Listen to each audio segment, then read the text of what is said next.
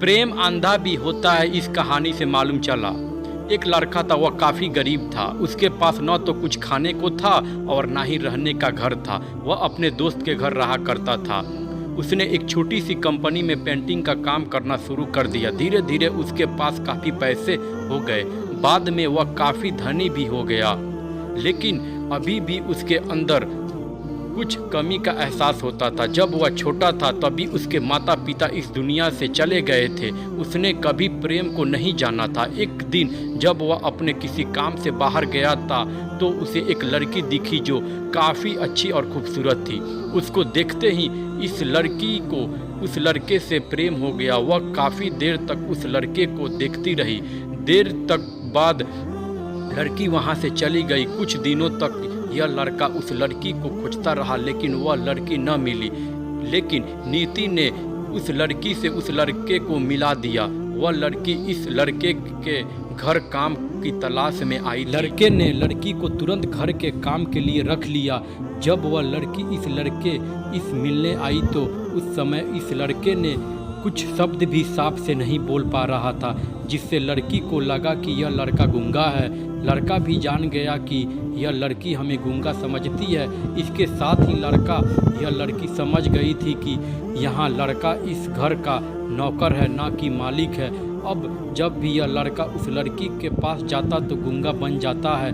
धीरे धीरे वह लड़की इस लड़के पर काफ़ी रहम खाने लगी। अब उसे इस लड़के के लाचारी पर प्यार होने लगा, लेकिन फिर वह लड़की एक बात से डर कर पीछे हट जाती थी। इस लड़की के भी माता पिता बचपन में ही मर चुके थे।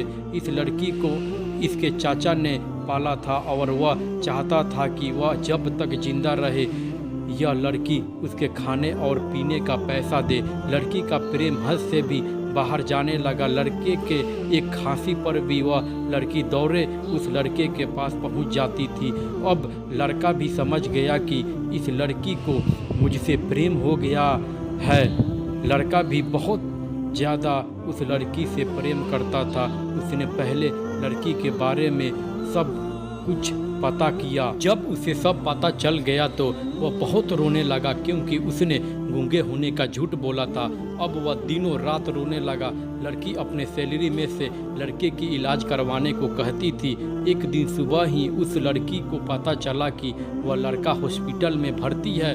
वह दौड़ते हुए जब हॉस्पिटल में पहुंची तो उसने देखा कि लड़का बेड पर बेहोश पड़ा है। उसके आसपास काफ़ी मशीन लगी हुई थी। जब लड़की डॉक्टर के पास पहुंची तो वहां पर डॉक्टर ने उसे बताया कि लड़का अब बोल नहीं सकता है। उसने अपनी जुबान को काटने की कोशिश की है। इसके साथ ही उस डॉक्टर ने उस लड़की को एक पत्र दिया। उस पत्र में लिखा था, मैं एक काफ़ी धनी लड़का हूँ। जिस घर में तुम काम करती हो उस घर की मालिक मैं ही हूँ, लेकिन इसके साथ ही मैंने तुमसे एक बहुत बड़ा झूठ बोला है कि मैं एक गूंगा हूँ।